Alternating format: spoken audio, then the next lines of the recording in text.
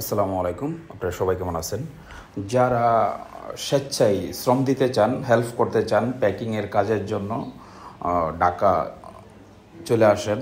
কারণ বন্যার্ত মানুষের জন্য প্যাকিং করার জন্য অনেক লোক প্রয়োজন। দেখেন, ঢাকা বিভিন্ন জায়গার মাঝে যারা স্বেচ্ছায় শ্রম দিতে চান আর কি, ঢাকা ভার্সিটির ভিতরে আছে অনেক ত্রাণ তহবিলে স্বেচ্ছায় মানুষ বৈশা প্যাকিংয়ের কাজ করতেছে। দেখেন, আমরা কালকা ছিলাম ঢাকায়, ঠিক আছে। বিভিন্ন জায়গার মাঝে এরকম ক্যাম্পেইন সিস্টেম করা আছে, তারা স্বেচ্ছায় শ্রম দিতেছে প্যাকিংয়ের কাজের জন্য। প্রচুর পরিমাণ লোক প্রয়োজন। আমরা গেছিলাম, কিছু টাকা পয়সা দিয়ে আসলাম, প্লাস স্বেচ্ছায় কিছু সময় আর কি আমরা নিজেরাও একটু শ্রম দিলাম প্যাকিংয়ের কাজে। কারণ আমরা হয়তো ফেনী বা নোয়াখালী যাইতে পারছি না, ওকে, কিন্তু আমরা ঢাকার ভিতরেই বিভিন্ন জায়গায় ঘুরে ঘুরে স্বেচ্ছায় আর কি শ্রম দিলাম।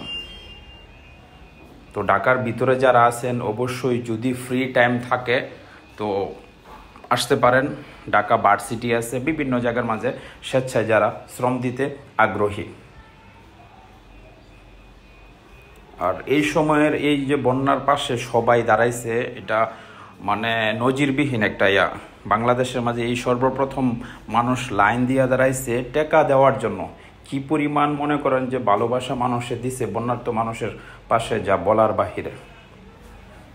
দেখেন, স্বেচ্ছায় শ্রম দেওয়ার জন্য প্রচুর পরিমাণ মানুষ ওই জায়গার মাঝে গেছে, যে না, আমিও একটু একটা কাজের অংশীদার হই বা ভাগিদার হই।